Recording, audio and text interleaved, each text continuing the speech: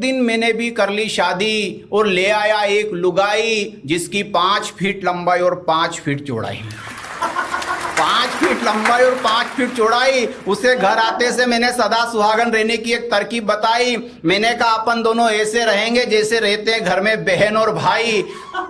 तो वह मुझे देख करके नरेंद्र मोदी जी की तरह मुस्कुराई, मनमोहन सिंह जी की तरह गर्दन हिलाई और बोली कि ऐसा ही था तो राहुल गांधी जी की तरह कुंवारे रहते। अरे मैंने कहा कुंवारे रहते, पर कुंवारे आदमी को तेरे पिताजी दहेज में ट्रैक्टर और ट्राली कभी नहीं देते हैं।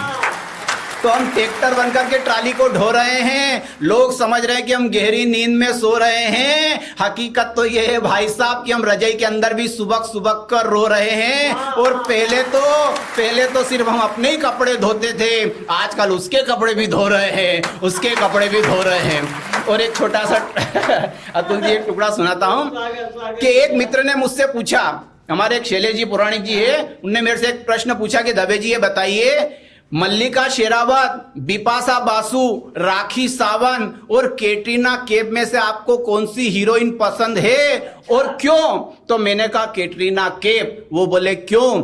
मैंने कहा मल्लिका शेरावत, बिपाशा बासु, राखी सावंत, तीनों की तीनों झींगा मछलियों की तरह भारी है, अपने से नहीं पचे क्योंकि अपन शुद्ध शाकाहारी है, शुद्ध शाकाहारी है। और 4 पंक्तियां पढ़ता हूं कि मेरी बीबी मायके का गुण गाती है क्योंकि वो साड़ी मायके से ही लाती है, मेरा गुण जरा सा भी नहीं गाती जबकि फाल मेरे पैसे से ही लगवाती है। और फाल के साथ मैचिंग कितना होता भाई साहब आपको पता नहीं, 500 की साड़ी और 1000 का मैचिंग वो अपनी जेब का, मगर उसका कोई एहसान नहीं।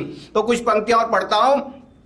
एक दिन मैंने मेरी पत्नी से कहा कि मैं फौज में भर्ती होना चाहता हूं, जाऊं या नहीं जाऊं? पत्नी ने कहा आप तो खुशी से जाओ मगर जाने से पहले फुल साइज का फोटो खिंचवाओ।